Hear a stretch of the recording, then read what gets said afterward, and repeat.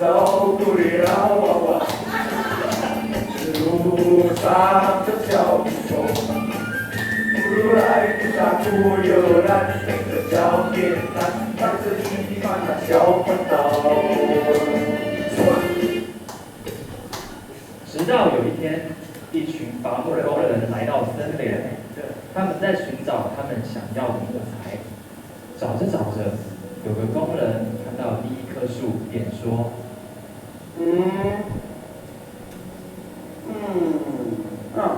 这棵树看起来很强壮，我可以把它卖给木匠，他们最喜欢这种木头。”木匠正说着，就开始把树砍了下来。哎呀，第一棵树非常高兴，因为他知道自己如果到木匠手中，绝对会把自己造成一盒藏宝箱，而且还装满各个珍贵宝物。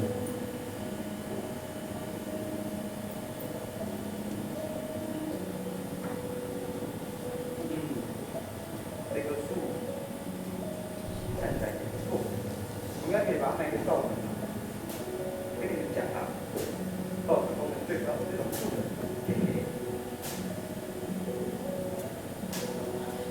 第二棵树听了很快乐，因为他知道他正踏上成为巨艇的路上，他就快可以见到国王与皇后了。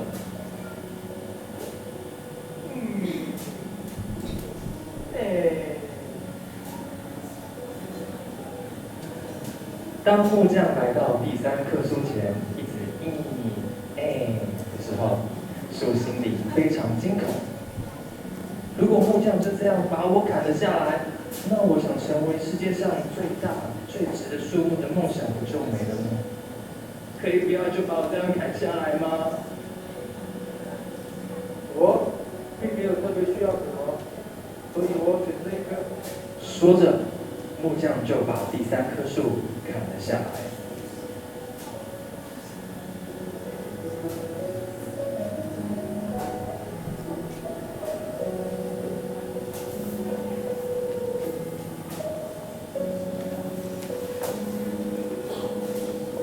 当第一棵树被送到木匠处之后，它被做成一个只能喂食动物的食槽。它被放到谷仓里，肚子里塞满了稻草。这并不是他所寻求的。他想要的是想跟各个珍贵的宝物放在一起，好像他自己也跟珠宝一样有价值。但现在，它只是被放在这么不起眼的马厩里。第二棵树也同样没有实现他所寻求的，就这样被切割建造成一艘小船。他渴望成为一艘巨艇，能够运载各国君王与皇后。但现在呢，它只是一艘小船，没有一个国王会看上它。再来，我们看看第三棵树的遭遇。第三棵树失望透了，他这么努力的想抽高，就是想要成为世界上第一高的树，却被木匠砍成了几大段之后，扔掷在黑暗中。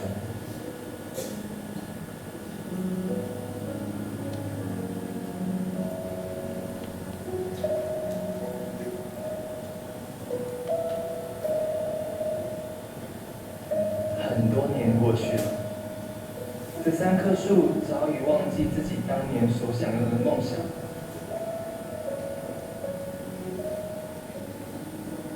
有一天，有一名男子和一名怀着身孕的女子来到了伯利恒，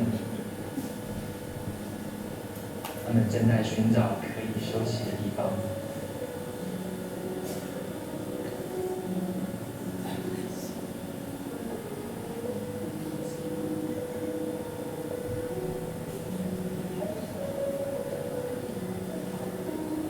他们寻找着旅店，一家又一家。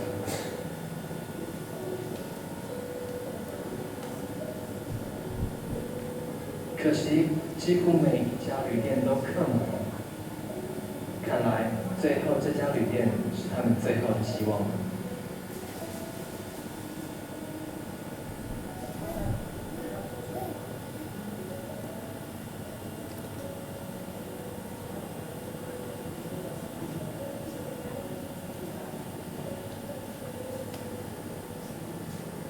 Hello，请问还有房间让我住一晚吗？没有了，没有了，最后的房间在刚刚已经给别人住了，你们还是另外找找吧。发生了，拜托拜托，只要能住一晚都好。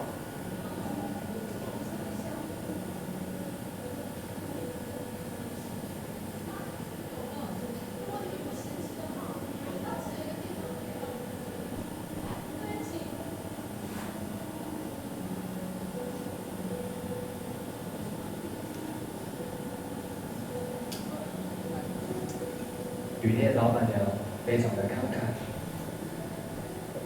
她把她的马厩租给了他们。之后，旅店老板娘带着他们来到了马厩，并且在马厩里休息。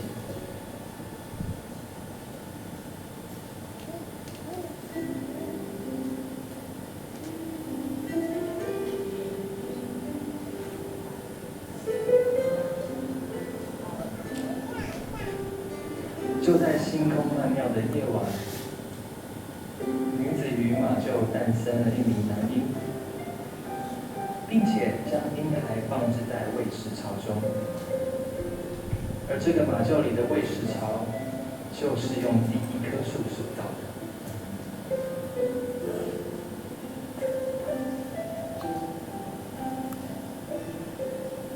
我们可以看到玛利亚是这么的呵护着这位婴孩。接下来，我们要把镜头转到遥远的东方，为您实况转播。在遥远的东方呢，有几位博士，就如同大家现在所看到的，这3位博士，他们循着星星，探索一件很棒的事。请问他们在找什么呢？有人拿着望远镜，有人拿着地图，找着找着，哎，好像找到了。他们就这样依循着星星的方位，走到了伯利恒。博士们来到了马厩的门外，扣着门。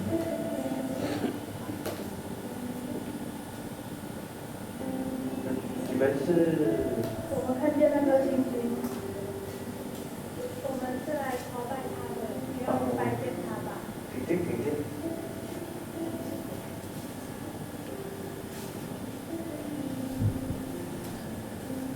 博士们看到婴孩就行礼跪下，并且献上了黄金、我的主，乳香我的娃，以及没药。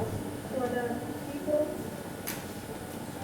第一棵树这时候发现，他怀中的婴孩比自己想要的珍贵珠宝更为贵重，甚至连人都来朝见他。这名男婴绝对是前所未有的稀世珍宝。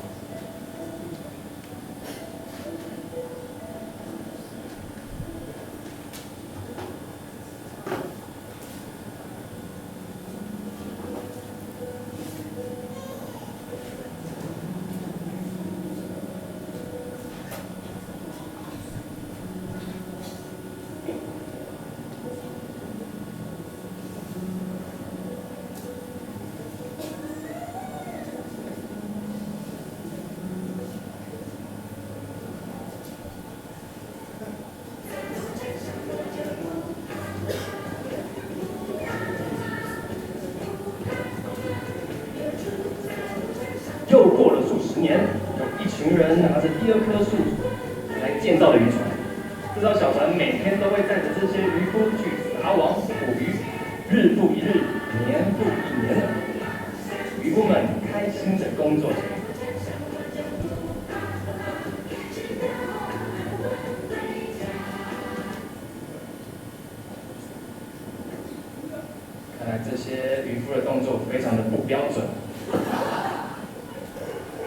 下次我们可以请弟兄团契好好教一教这些孩子。这个时候，有一名渔夫看见远方飘来一朵大大的乌云。你们看，啊？什么？这边有一大好大一团的乌云嘞，哪里呀？在第二个柱子那里呀。有那边呢，这里呢，有没好大哦。渔夫们看见前方有个巨大的乌云飘过来，哎呀，但是放心一点也不害怕的样子。真的没事吗？没事啊，我们哪一次不是平平安安回来的？啊？不要害怕，不要害怕。大家听了这话，有人被说服了，但是也有人心生恐惧，甚至还有人一直在睡觉。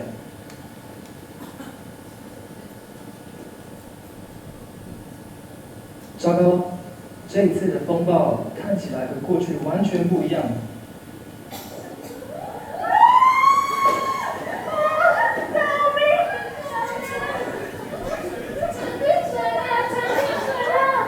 没错，船进水了，他们完全不能应付，连小船都快要支撑不住了。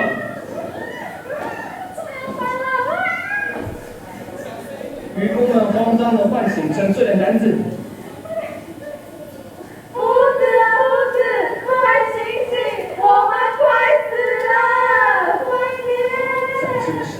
男子便起身斥责风浪说：“进了吧！”没错，他说：“进了吧！”这个时候，怒涛海浪便应声平息。这时候，第二棵树便知道，它承载的是世上的诸王之王，比他想象中的国王更厉害多了。坐在他身上的这位，竟然可以呼风唤雨，连海都要听他的话。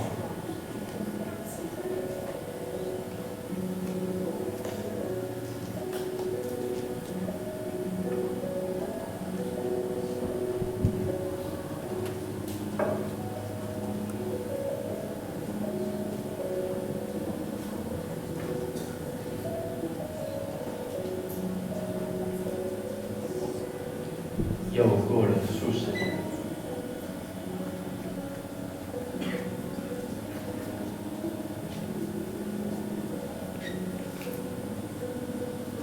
被草率放置的第三棵树几乎被人遗忘。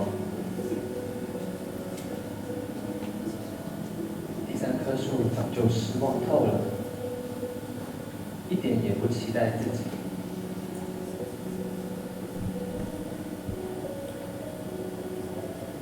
还记得他当初的梦想是想要成为一个又大又直的一棵树，如今它已经被切断，留在黑暗中。现在它已经没有办法站在山顶上，朝向天堂了。直到有一天，有一个人拾去这个被剪断的第三棵树，然后将它胡乱做成十字架。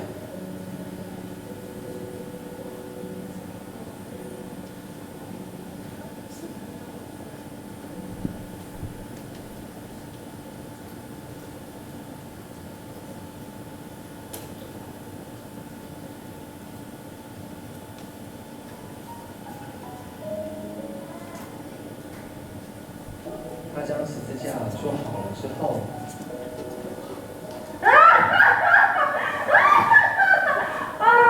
这就是你们的弥赛亚吗？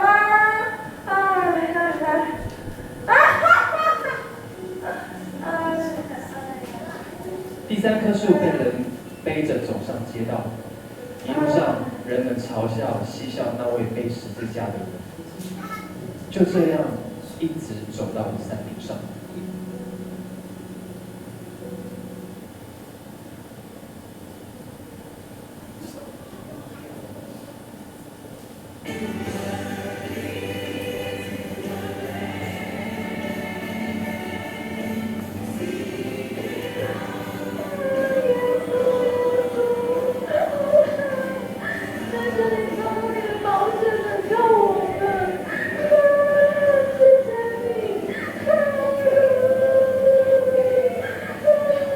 这个人被钉在十字架上，然后被高举在半空中，在山顶上死去。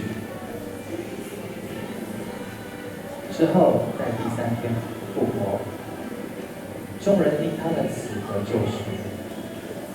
当礼拜天到来，第3棵树豁然明白，他够强壮，能够站立在丘陵，并且尽其所能的与神亲近，因为耶稣在第3棵树上被钉十字架了。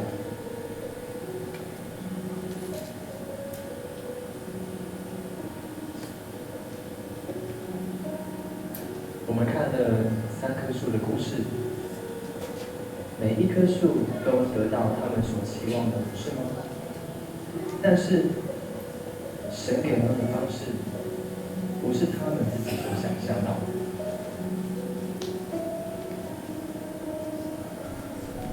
而这3棵树又带给了我们什么呢？我们永远也不明白神在我们身上的计划，但是我们知道他的方式不同于我们的方式，并且他的方式永远是最善、最美的。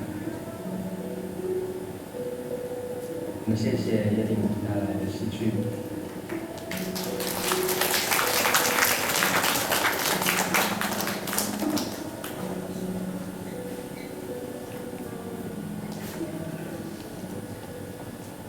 我们再一次拍掌，感谢叶玉台下的弟兄们，谢谢所有的弟兄姐妹。我们没有办法，不是我们所求所想的都能按照我们就是想的那样子得到结果，但是神他的计划总是美好的，阿妹。那接下来我们要来读今天的经文，今天的经文在提摩太后书1章1到10节，提摩太后书1章1到10节。我们邀请凯丁来为我们读母语的经文，嘉威为我们来读华语的经文。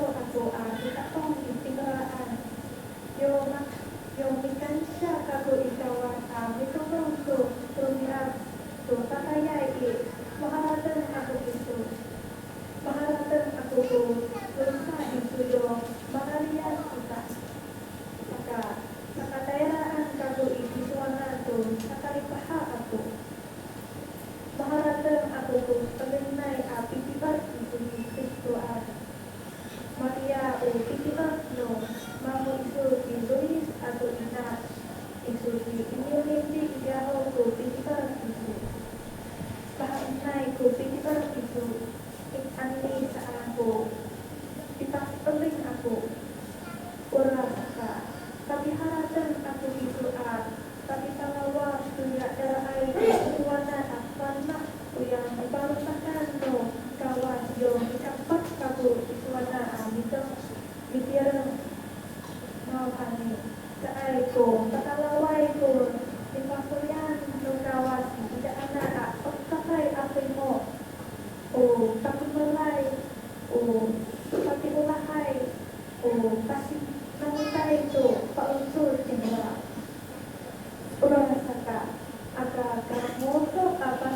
tu pakainya datang kita.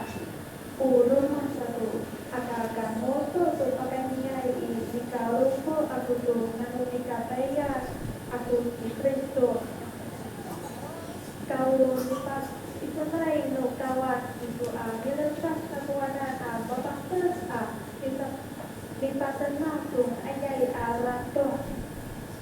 Lipat oleh no kawan kita kisah panapinawan mula kaiku nanu kaayay tempat kita sendiri nanu kapaluan no kawan adu sini apa mula pakainya no kawan di Kristoan di ayaw no jika sama beberkaku kita boleh tidak anak ini sini apa pakainya jika talangkan Yes, itu oleh baik tidak anak bapak apingan tu ini tidak anak ini sini apa pengetahuan dari Kristo itu pasal makanya ngerai ayai tu bapak apingan tu bisa usai oleh amen. 提摩太后书第3、1到10节。奉上帝旨意，按照基督耶稣里所应许的真理，做基督耶稣使徒的保罗，写信给我亲爱的儿子提摩太，愿恩惠、怜悯、平安从父上帝和我们的主基督耶稣归给你。我感谢上帝，这是我接续祖先用纯洁的良心所侍奉的上帝，在祈祷中昼夜不停地想念你。我一想起你的眼泪，就急切想见你，好让我满心快乐。我记得你无畏的信心，这信心坚存在你外祖母罗以撒里母亲有尼基的心里，我深信也曾在你心里。为这缘故，我提醒你要把上帝借着我按手所给你的恩赐再如火眺望起来。因为上帝是给我们的不是胆怯的心，而是刚强、仁爱、自制的心。所以不要给我们的主做见证为耻，也不要以我这为主被囚的为耻，总要靠着上帝的大能，与我为福音同受苦难。上帝救了我们，一圣召了我们，不是按我们的行为，而是按他们的旨意和恩典。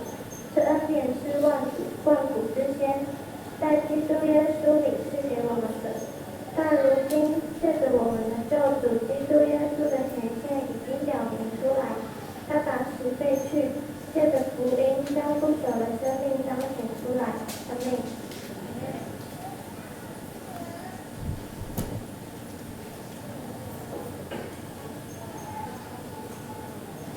接下来我们邀请张爱玲牧师来为我们正道分享信息。今天的主题是爱的生命记号，我们将以下时间交给牧师。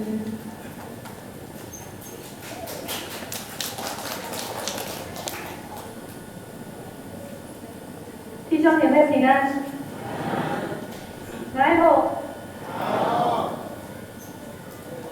是不是后面还要加嘎里嘎嘎？还是不用？很高兴能够透过耶运女的辅导，你看辅导的邀请到当初教会来。青年都知道，我曾经很多年前来过当初教会。10几年前，我大学的时候曾经来过，给我很大的印象。我最后会告诉大家，你们给了我什么多大的印象哦？刚刚的戏剧真的很感动，几乎是把耶稣的一生呈现给我们看。因为我感受到，也被眺望，好像你在戏剧里面看到了，你曾经也那样子失望，但是又再次燃起了希望。我们先一起来祷告。主，你是盼望，我们带着失望到你面前，我们就要得着丰盛的生命。求你开启我们的心，开启我们的眼，能够明白你的话语，真是心里喜乐。祷告奉主耶稣的名求，阿门。了经文提摩太后书是保罗写给他心爱的儿子提摩太的一封信。我们看到经文第1节就告诉我们，他就提到心爱，我写给我心爱的儿子这件事。保罗表达了他对提摩太非常的深度的关心。但是仔细看这个信里面，好像我们发现了一件事，这件事情好像似乎是保罗在告诉提摩太说，告诉教会的会友说，我的人生好像几乎要走到终点了，好像几乎要走到终点站，然后再回头看他自己过往的人生，再回头看那些曾经为着福音，为着这些想要传福音的这些使徒们、这些信徒们多么努力的一段生命的故事。这封信呢，也可以简单的说，就是一个伟大的使徒留给他服侍过教会的一段话。好，这段话就说了好几章哦。我们又仔细来看，既然都是提摩太的书信，那前书跟后书好像又不一样。这2封信的属性完全不同。写后书的时候，这个时候的保罗，他是在罗马的监狱，他被关在罗马监狱，也就是他人生最后的这几年。所以他在监狱里头，他写出来的几乎是用他生命所有仅存的，在告诉提摩太及教会说，当一个领导者应该要怎么样，当一个基督的门徒应该要怎么样的最后的这样的一页。他期盼传主福音的使者的生命能够成为夸口的生命，而这样的生命不是自己创造的，而是从上帝而来，是借着耶稣基督的宝血所牺牲的这样子学习的生命。我称它为一种爱的生命，也就是我们今天所要谈的爱的生命记号。我们在刚刚今年的聚会当中，我们看见了3棵不同的树，3棵不同的树，它们表现了不同的梦想。第一棵树，橄榄树，他希望自己能够成为，有没有人认真看？他希望成为什么？青少年不能讲，你们一定知道了哦。他们希望成为什么？珠宝盒，非常好，珠宝盒。但他希望能够装载着各式各样金银财宝。第2棵树，乐树，他希望他能够成为什么？换弟兄好了，成为什么？大船。你有印象刚刚的影片里面，那个大船还载了谁吗？那个杰克跟那个谁哦。他希望能够成为大船，载着国王到世界各地去游玩。第3棵树是松树，他希望他能够一直站立，他希望能够参与在上帝的创造里面，告诉众人说上帝的伟大多么神奇。他一直高手站立。这3棵树带着他们的梦想，期待他们的梦想有一天能够成真。可惜我们在戏剧里面，我们看见真的是他们的命运不如他们预期，好像我们的人生命一样，有时候事与愿违，就是我们想要这么做，但是却往往往另外一个方向去。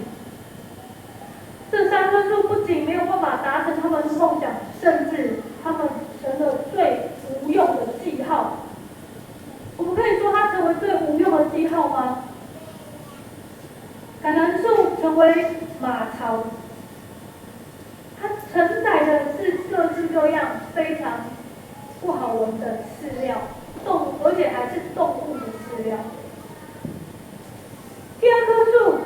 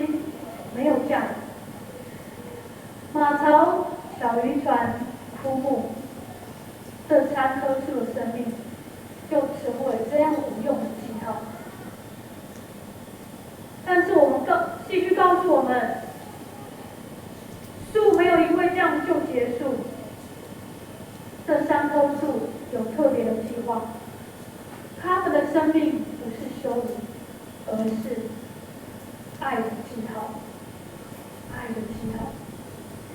上帝让这棵树呈现了不同的样貌，透过耶稣基督救赎的恩典，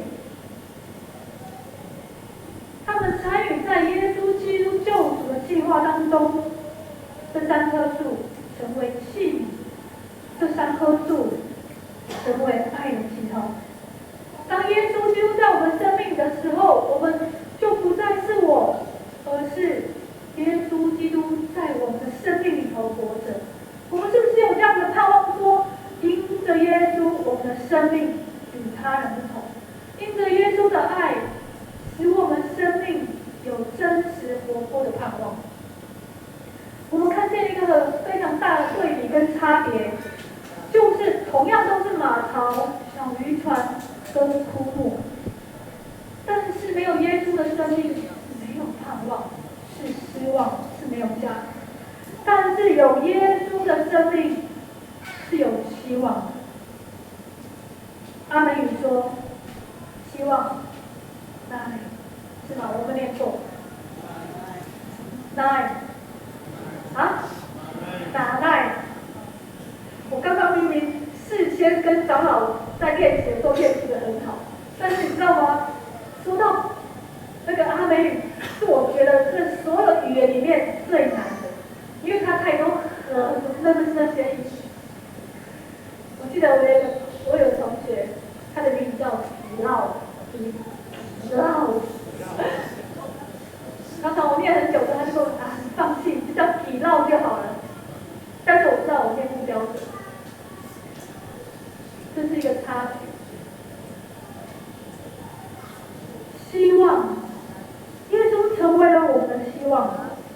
有耶稣的生命，生命就带着爱；有爱的生命，就会带着盼望的生命。然后我们就会成为爱的生命记号。你是不是常常觉得你的生命没有价值，或者是没有意义？你或者是你觉得你很清楚知道上帝是爱的源头，耶稣基督是你爱的恩典跟救赎，然后你带着这样子耶稣的大能，你就能够看见盼望，看见神的恩。保罗在信里面一直要提醒提摩太，做一个基督徒的领导者，要有爱的生命的特质，要有爱的生命的特质。那到底什么是爱的生命记号？什么样的东西让我们觉得有爱的生命？其实经文里面告诉我们很多，从基督而来的生命就是爱的生命。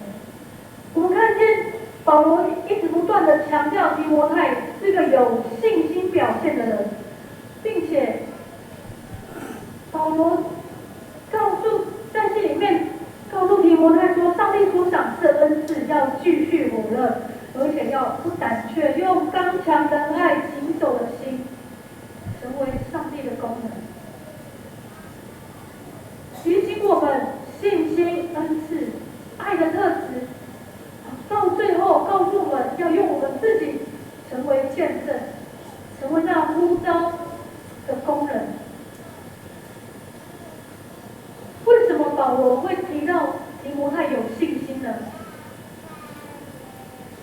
我们在使徒行传里面看到14章里头，保罗第一次旅行，他跟着巴拿巴第一次旅行布道旅行的时候，到过提摩太的故乡路斯德，在那个地方，他第一次遇到提摩太的妈妈跟他外婆。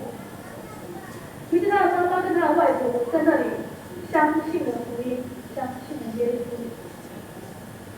第二次旅行的时候，在提摩太在使徒行传16章的时候，那个时候就已经提到提摩太已经是门徒了。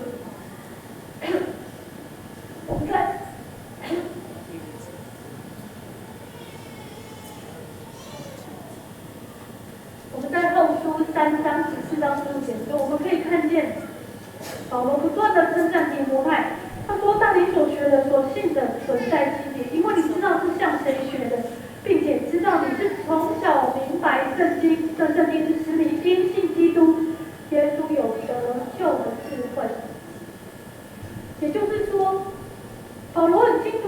提摩太的信仰是因着他的妈妈跟外婆，也就是说，这么美的信仰是从基督教的家庭教育开始，给了提摩太这样纯真无伪的信心。信仰的基础就是在家庭，所以我们不要忽略家庭是基督教信仰基础的根源。保罗这样子称赞提摩太，也同时是在称赞提摩太的妈妈跟他的外婆，因为提摩太的妈妈跟外婆身上看见了这样子纯真无伪的信心，以至于在提摩太身上能够看见这样的信。为什么保罗认为信心非常的重要？为什么保罗认为信是信仰很重要的前提跟基础？而这个信仰就是从家庭开始。信心是我们相信耶稣基督很重要的关键。如果我们说我们相信，但是我们又怀疑；如果说我们信了耶稣，但是我们又觉得好像得不到什么；如果我们真实在信仰在生命里头，好像有盼望，又好像没有盼望，好像是喜乐，又好像没有喜乐。曾经呢，有一个信徒呢，他就问了一个非常有名的牧师这样的一个问题，而这个信徒呢很有趣哦，他到处问不同的牧师这个问题，他一直想要得到这个答案。他说：“牧师啊，我信上帝啊，我真的很相信他。但是为什么我信他之后，我的生活还是这么的痛苦？”你可以同意这样的话吗？信耶稣还是会很痛苦，对不对？遇到事情还是很痛苦，遇到不高兴还是会很郁闷，遇到什么事情还是会生气，还是会很烦恼。然后这个信徒呢，他就继续说：“我不仅我觉得很痛苦，而且我还得不到安慰，我都得不到上帝的安慰，那我到底要怎么样才可以得到上帝的安慰？”他问好多的牧师这样的问题，可是好多的牧师都回答的就是：基督徒本来就会遇到苦难啊，不会没有不一样啊，生命就是这样。但是我们在心里头会得到安慰，会得到恩典，会有平安。你还是会很痛苦，因为基督教的福音不是成功的福音，不是说你信耶稣就一路发达很有钱，像这些有钱的人一样。基督教的信仰不是这样子的信仰，而是在你痛苦难过的时候，耶稣给你平安，与你同在，为你平息风浪。但是他这个会友呢，遇到这个牧师之后，这个牧师就说：“我回去想一想，然后给你答案。”之后这个牧师很认真的想这个答案，就跟他说，用马丁路德宗教改革家马丁路德的一段话来告诉这个信徒。现在我们青年呢，就要一起来看这段话，盼望我们能够很真实的、很明白的了解这段话的意义。这段话是这么说的，这个是马丁路德说的哦，不是我说的。马丁路德说：“如果你相信，那么你就会说出来。如果你会说出来，那么你就会受苦。如果你受苦，那么你就会得到安慰。”好，我们一起念一次这句话啊，这段话。好的，一起。如果你相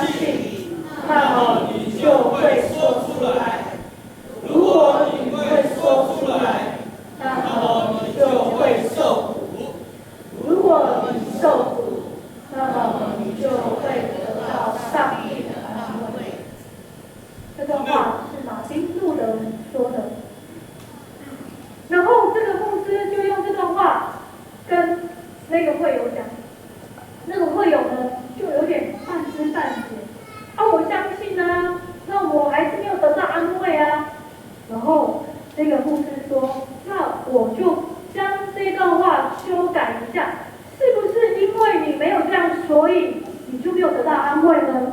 我们一起来看这个牧师的修改。为什么你未曾经验上帝的安慰？好，为什么你未曾得到上帝的安慰？是不是因为你未曾受苦？好，为什么你未曾受苦？好，为什么你未曾受苦？是不是因为你未曾说出来？好，为什么你未曾说出来？是不是因为你未曾相信？好，我们念一次这一段话，这个牧师改的这段话，对，请。为什么你未曾得到上帝的安慰？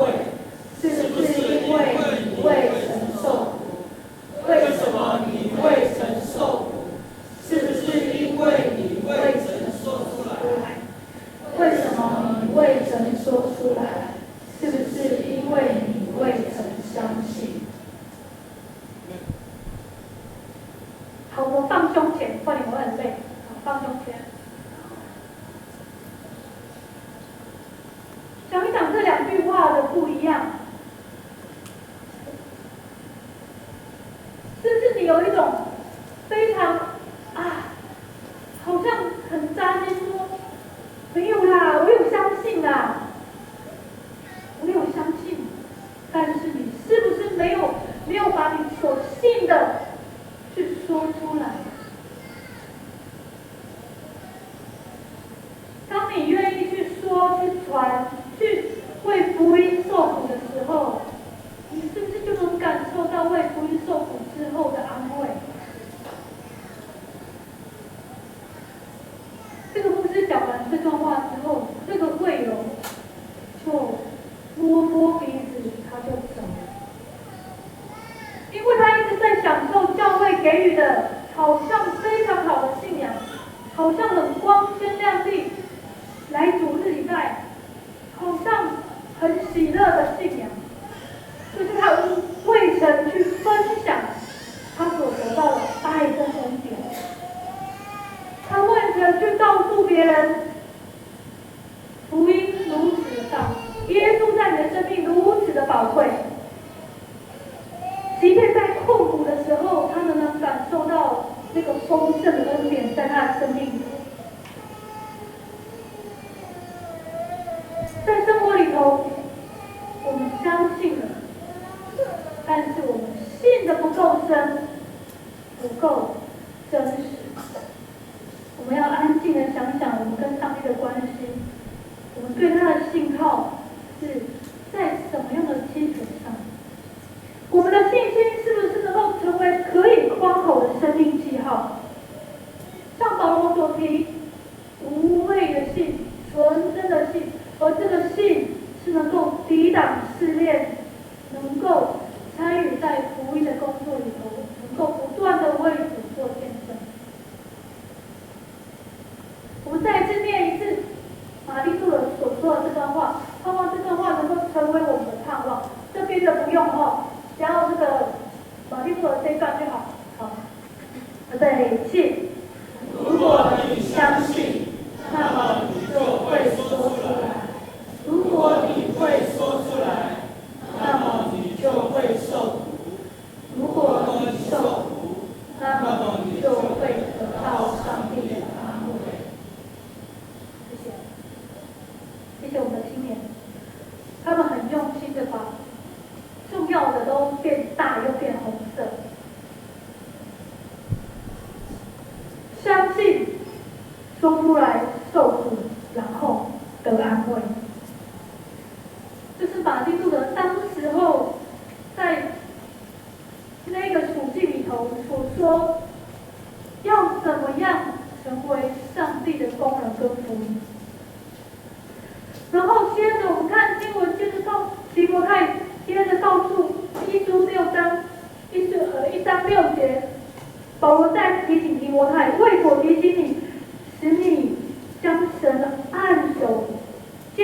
神借我按手给你的恩赐再次眺望起来。他提到了一个很关键的东西，恩赐。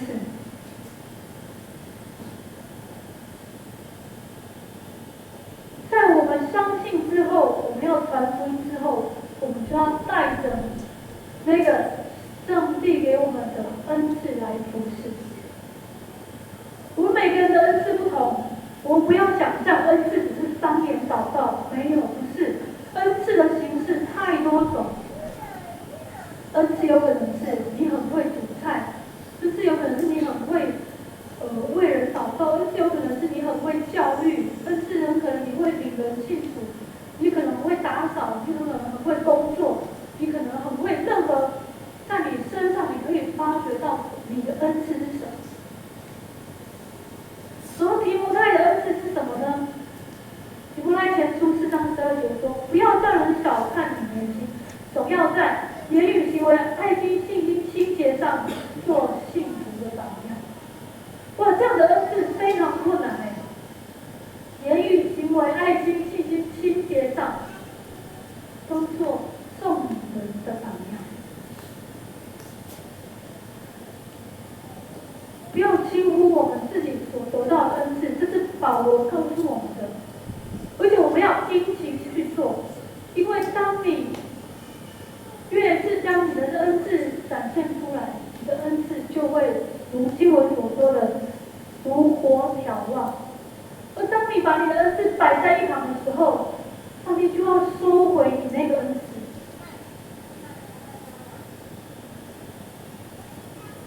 提摩太的恩赐使他的信仰成长，也使人借着他能够得到祝福。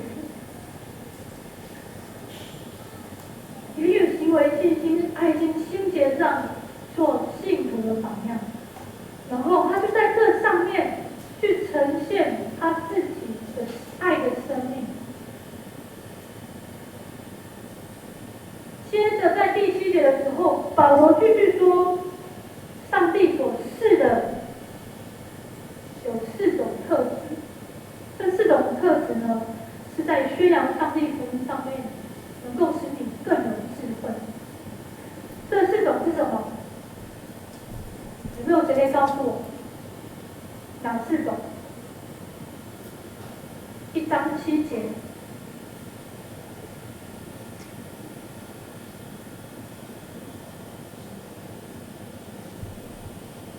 巴达拉万，我有念对吗？有吗？长老，真的哦，我念对吗？第一个，不胆怯的心，可能没有念完整啊吼，因为太长了。第一个不胆怯的心，可以看你的经文1章7节。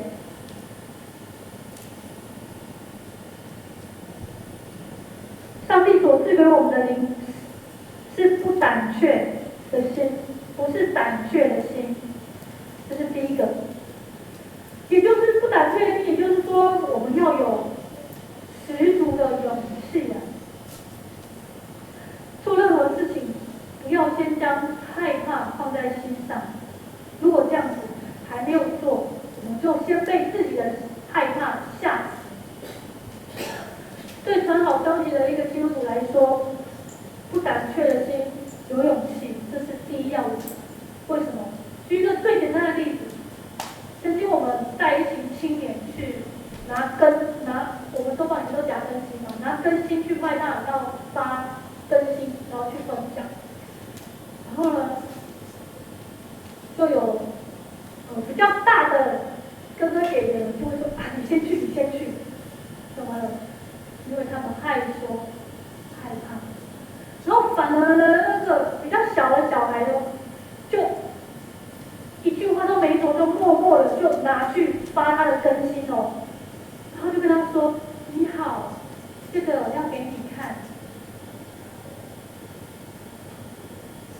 不要胆怯的心，要让我们的心刚强壮胆。第二个特质是什么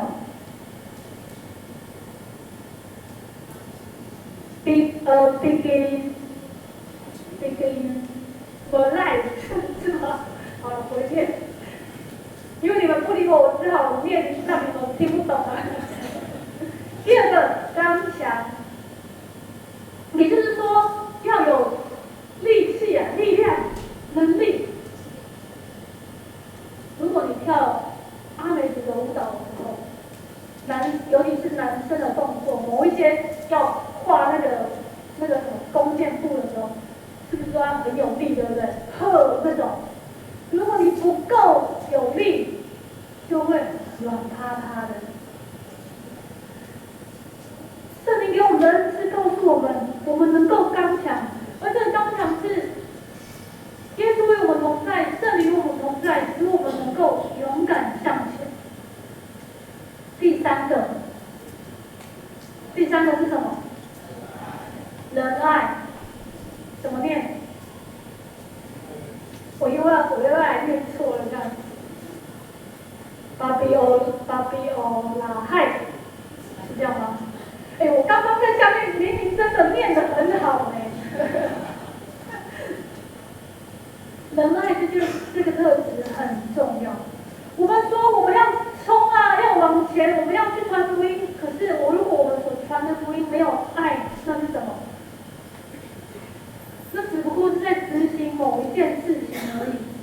我们所要分享的是真实从我们心里感受到耶稣基督的爱，然后我们要活出那个爱。荷兰的一个天主教的神学家，他说了一段话，这段话我真的很喜欢。我们一起来听这段话。他说：“若没有平安跟喜乐的心宣扬好消息，就成了坏消息。若没有平安喜乐的心宣扬好消息，就成了坏消息。若有人以苦毒的心宣讲耶稣基督饶恕与恩赐、与医治的爱，那就是作假见证的。我们是要做见证，所以是要用生命的话语来诉说上帝在我们生命中所成就的大事。我们越相信神对我们的爱是无条件的，我们越能够不带任何外在或任何条件宣扬耶稣的爱。你同意这段话吗？我们相信我们所领受到的爱是无条件的，所以我们就能够无条件去分享、传讲耶稣爱的信息，没有带任何条件，是真实从我们里头领受的爱。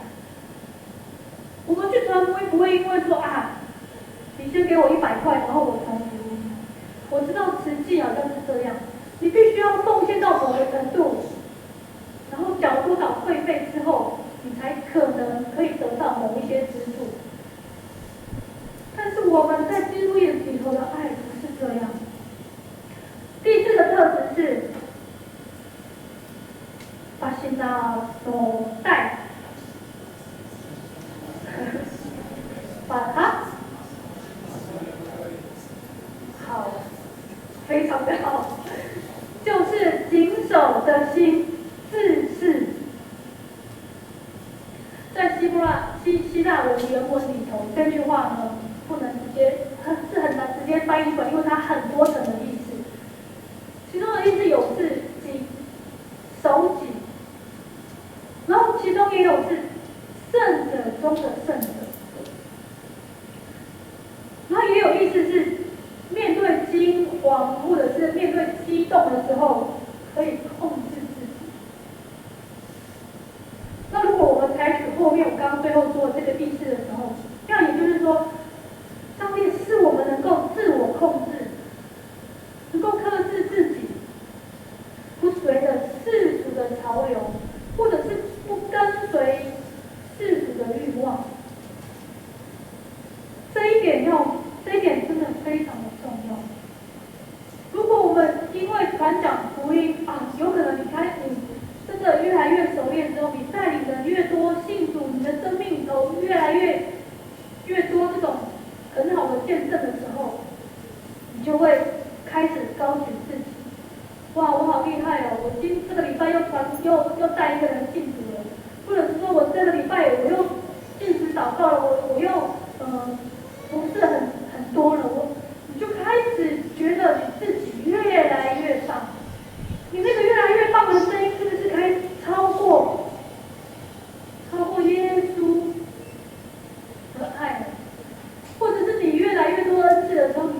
来就觉得你好厉害，别人都不算什么。上帝所赐给我们的，保罗告诉我们，不是胆怯的心，乃是刚强仁爱、谨守的心。这就是基督徒爱的生命记号。我们要带着这样的信心，带着恩赐去做见证。因为第8节到第10节告诉我们，带着这样爱的生命为福音做见证。而这样的记号不是装饰，不是好看的，而是会受苦的。而当我们受苦的时候，我们不以福音为耻，而是很欣然的看见耶稣在我们生命里的计划，我们成为他的作者。不要以我们的主做见证为耻，也不要以我为主求而觉得很丢脸。要按着神给我们的能力，与福音同受苦难。因为我们所受召，乃是要实行上帝在我们生命里的计划。这个计划，这个恩典，都是从主耶稣基督来的。我们借着耶稣基督在我们生命里的显明，使我们能够彰显生命，能够彰显生命。我们都要成为记号，而且这个记号是爱的生命记号，不是没有用的生命记号。我们要为了福音，为了耶稣，甘愿背负苦难，为着要得着福音，得着人。在10几年前，我曾经到过荒木乡的马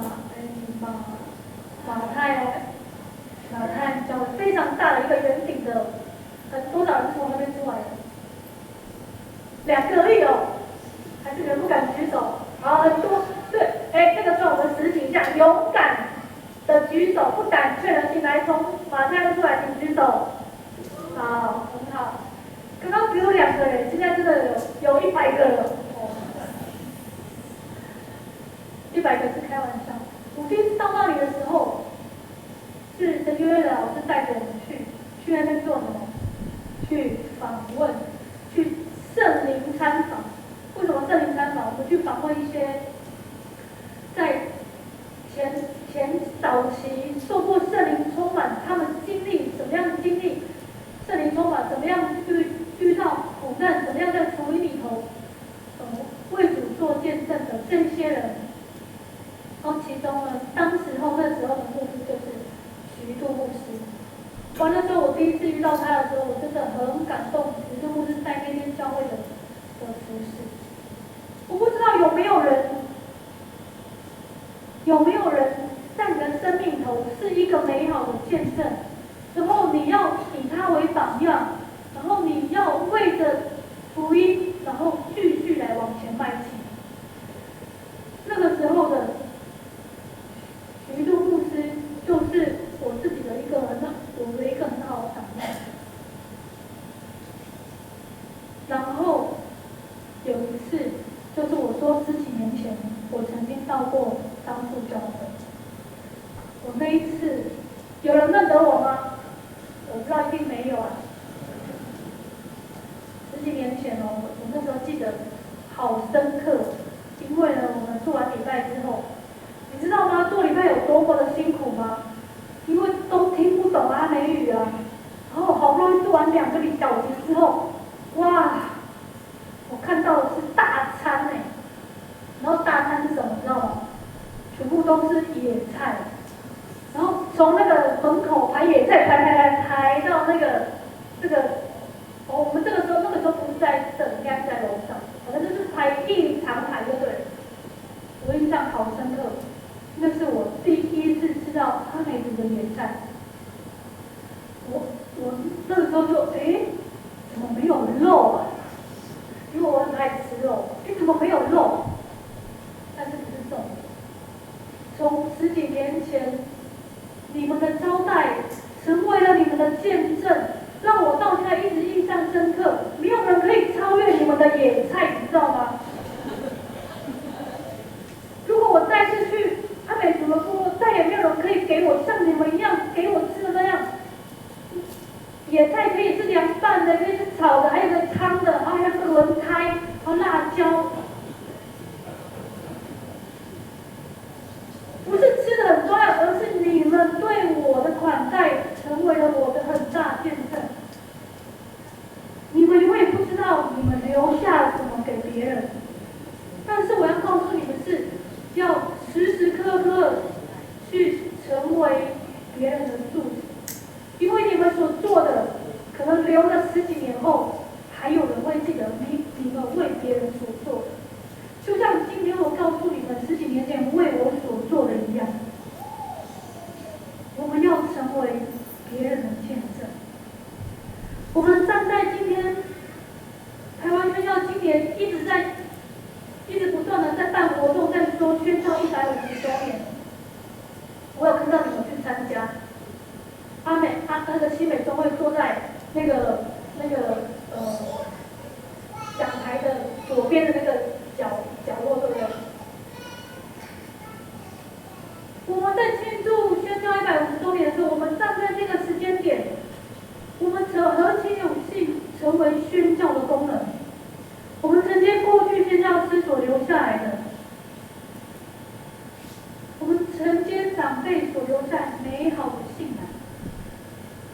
可能是你的阿公、你的阿嬷、你的长辈，或者是现在你的爸爸妈妈给你这么好的信仰。我们要带着盼望成为福音的功能。我们要将我们所学习的，在各种处境里头，在各种环境里头做光做盐，领受爱的生命记号，在我们的生命里头来展现。我最后真的用一段话来说，这个爱的生命记号，盼望我们能够带着它，成为我们一生的记号。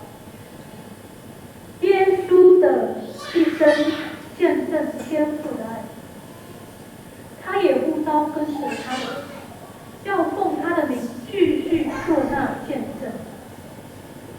我们身为耶稣的门徒，受召进入世界，成为爱的可见标记。显明上帝无条件的爱，所以别人不是因为我们说了什么，而是因为我们做了什么来谈论我们。人谈论我们，若说看他们是何等彼此相爱，他们就看见了耶稣所宣扬的国度，并且深受吸引。神的爱能够平息一切纷争，医治一切创伤。我们何其荣幸，能够成为爱的生命记号，能够成为他人的祝福。我们一起祷告。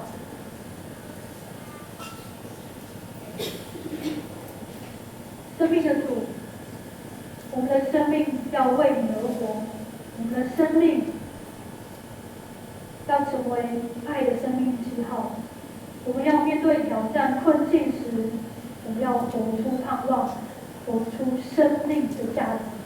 我们要说，我们因为有你，生命美好；我们因为有你的爱，我们可以说，我们可以唱，我们可以传，我们可以见证你。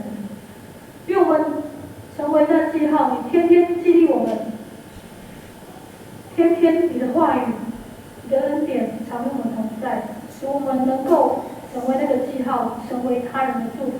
祷告奉主耶稣的名求，阿门。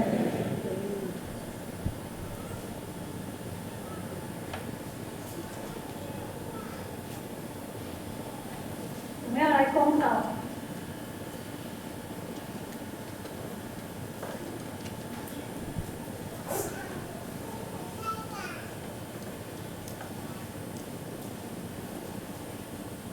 我们要一起唱《耶稣你是中心》。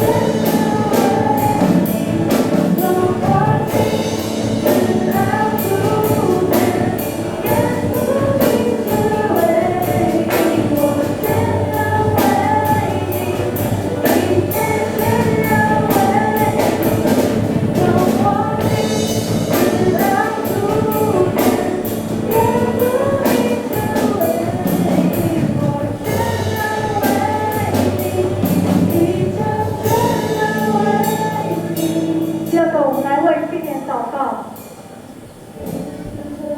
青年成为我们的祝福，青年成为我们的盼望。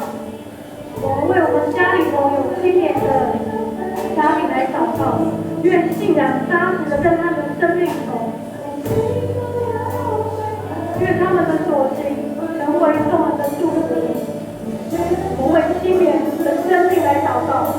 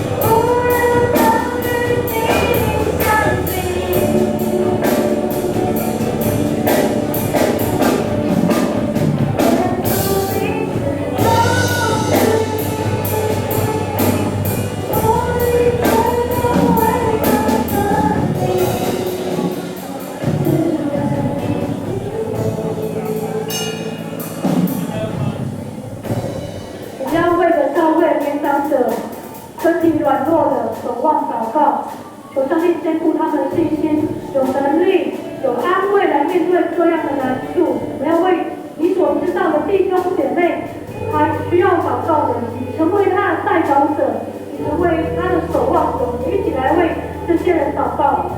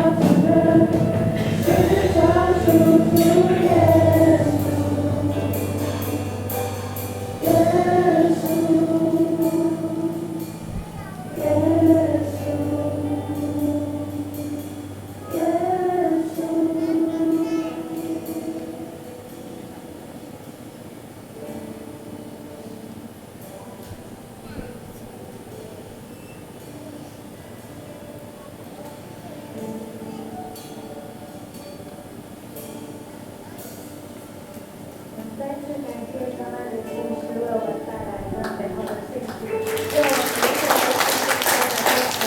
有着爱的生命信号在我们当中。这时候，李宇团是要献诗奇异恩典。